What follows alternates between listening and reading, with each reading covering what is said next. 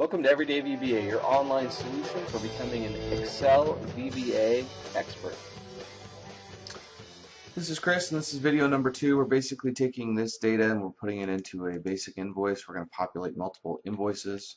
So in this video, what we're going to do is we're basically going to loop through each one of these, and we're going to fill out the various information inside the basic invoice. And then after that, we're going to basically create multiple sheets that have the multiple invoices on them. So let's go ahead and get started. So I've got my code over here. First thing we need to do is we need to make sure that we clear this information out. I did talk about the code name. Before we get started, I'm actually going to go and change these code names so that it makes a little bit more sense. So if I'm going to click on the sheet. I did double click on that and it took me into another window. That's basically the window for that sheet. So if I look right here, I'm going to name this sheet. We're going to call this the invoice sheet. I'm going to call it the I sheet. And then for the name, that's the data sheet. So I'm going to call that the data sheet. I'm going to call it D sheet. Notice it changes it right up here. And then I'm going to call this one the invoice. I'm going to call this the I sheet. Okay, now I've renamed these code names, and so this will actually no longer work. So if I go in here, it's going to give me an error. It's going to say that that object is required. The object that it's looking for, and what that means is it's actually looking for the code name. And that code name no longer exists. So we're going to have to call this D sheet. Excuse me. So now notice it capitalized it, which means that I'm on the right page, and if I go D sheet again, that's going to be fine. The error's gone. Now the nice part about that is if I come in here and I change this name down here, the great part about that is that if that name gets changed, it doesn't get changed back in the code window. So the first thing we need to do is we need to clear out our names on this invoice sheet, because we don't want to basically repopulate everything. So I know that that's in C8, and so what we're going to do is we're just going to clear that out. So we're going to go, this is I sheet dot range C8 dot clear contents. Now if you clear there's a couple clear commands that you can use. Clear contents just makes it blank. If you did clear, it would clear all the formatting. If you did clear formats, it clears just the formatting, etc. So let's go ahead and put the rest of these in. This is C14. Okay. And then the other reference that you can do that basically makes these the same is if you go cells C, which is column 3, and if you went 8, which is row, column 14. This is actually identical to range C8. It's just a different naming convention, just so you know.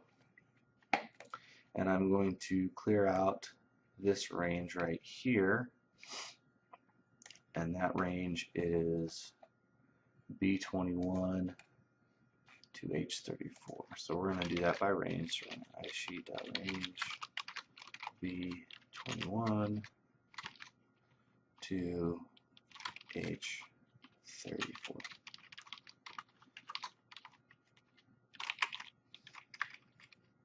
Okay.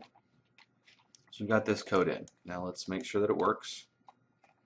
Now I put this inside the do loop. We're going to have to put some if conditions around it, and we will get to those. But if I click F8, we should expect that this gets cleared. And I just moved it around. You can drag and drop this, so I can move it up and down. I'm going to hit F8, cleared that.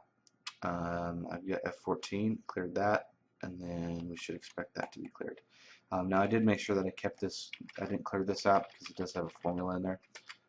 So now all we need to do is now if you'll remember this D sheet select, we actually went to this sheet just to show you what the loop did.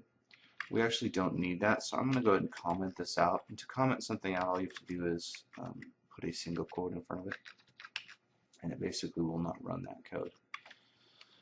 Now we do need to look at our sheet to make sure that we're putting stuff in the right areas. So now this is basically a VBA copy and paste. Now it's not an actual copy and paste, but it's how you would transfer data from one sheet to the other. So what we're going to do is we're going to go dsheet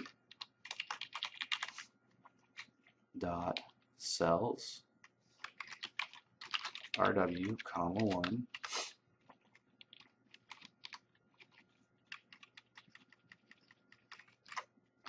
equals, I did that backwards and I'll kind of explain why.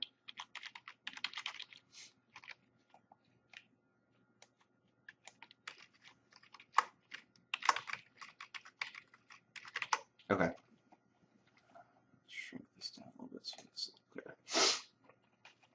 So what we're doing here is I'm basically taking the range, so this is iSheet C8. I want that to be equal to whatever cells RW1, RW, 1, which is going to end up being Joe. So basically we're going to fill in this information. So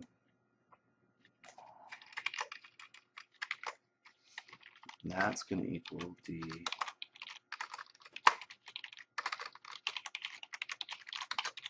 RW, 2, because that's who it's going to be shipped to. And then this is where I've added some complexity here. What I'm going to do is I'm going to show you this one at a time, and then I'm going to open another video that basically adds our if statements. I'm going to add in this information, and I'll show you how to do that in the next video. So what we're going to do, at least to start, is we're going to take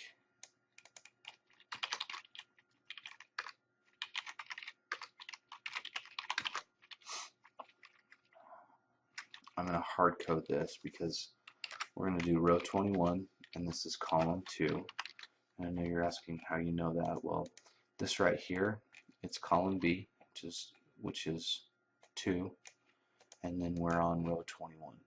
And I'm going to, like I said, I'm going to hard code this in so that you can kind of see the functionality of how this is going to work. And this is going to be dsheet cells rw comma. This is going to be 3, I believe. Again, I'm going to shrink this a little bit more. Yeah, so we're at, now we're going to do the same thing for comma 3, which this is row 21, column 3, which is going to be this. And then this needs to be changed to 4. And that 4 is column number 4, which is widget. And then we're going to do column 5, which is E. So I'm basically going to copy this whole thing. We're going to make this, that's not going to be 4, because if you notice, this would be column 4. I actually want to put it over here in H. Now, the easiest way to do that, to figure that out, is just to go what my column number is. So if I click that, that's going to be column 8, which is a nice little function. Oh, look, a little error. Okay. So I'm going to get rid of that. The other thing is, I mean, you know, obviously A is 1, B is 2. So there's our, it's yelling at me. Okay. So we have our loop that basically will go through this information, and it will populate it one row at a time into B, into 21. And it will create that basic invoice. So let's go ahead and show you how that's going to work. So I'm going to come back here. I'm going to go ahead and hit stop. And I'm going to go in here. I'm going to hit F8, and it's going to walk me through what it's going to do. So I'm going to delete those, and then it's going to populate them. Joe, 50, widget. Oh, you know what? I didn't change this. Haha. So this should be a 4. You'll notice that it just copied right over.